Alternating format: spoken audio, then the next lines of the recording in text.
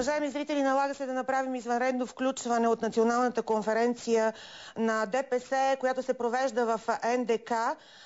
Новината е буквално от преди секунди. Доколкото разбирам информацията, която получих току-що, мъж с пистолет е нападнал лидерът на ДПС на конференцията в НДК.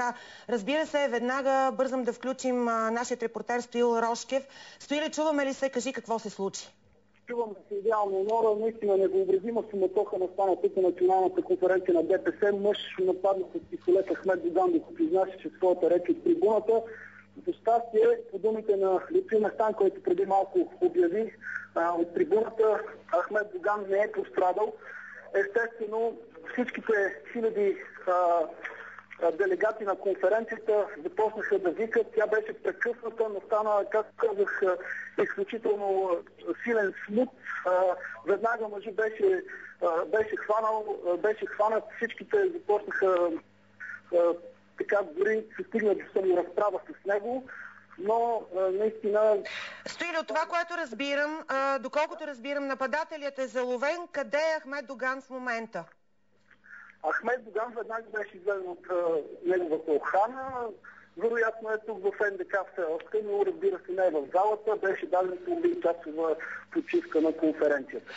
Още един въпрос имам. Видя ли с какво оръжие беше нападнат? Да, късоцевно оръжие, тип пистолет.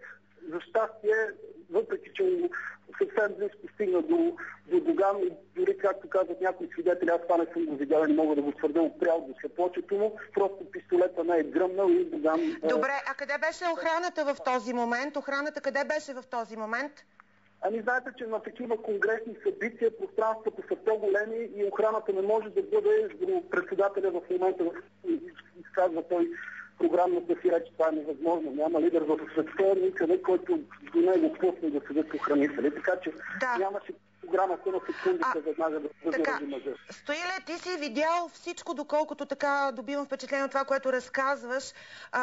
Исках да те попитам какви са твоите впечатления от самия човек. Какъв беше този човек? Не можах да видя какъв е човека, защото стана буквално за секунди и чутах, че около него се струпаха много хора, освен охраната, така и привърженици от залата, така и членове на ДПС от ръководството. И на секундата този човек около него буквално почерня от народ, така че нямам преки впечатления от него заради огромното пространство в зала 3 на Националния дворец на културата. Най-важното от всичко в нашия разговор е, че господин Ахмед Доган не е пострадал. Смятам до тук да приключим, уважаеми зрители. Разбира се, следим всичко, което се случва на Националната конференция в НДК. Ако има нещо ново, веднага ще ви информираме. Довиждане за сега.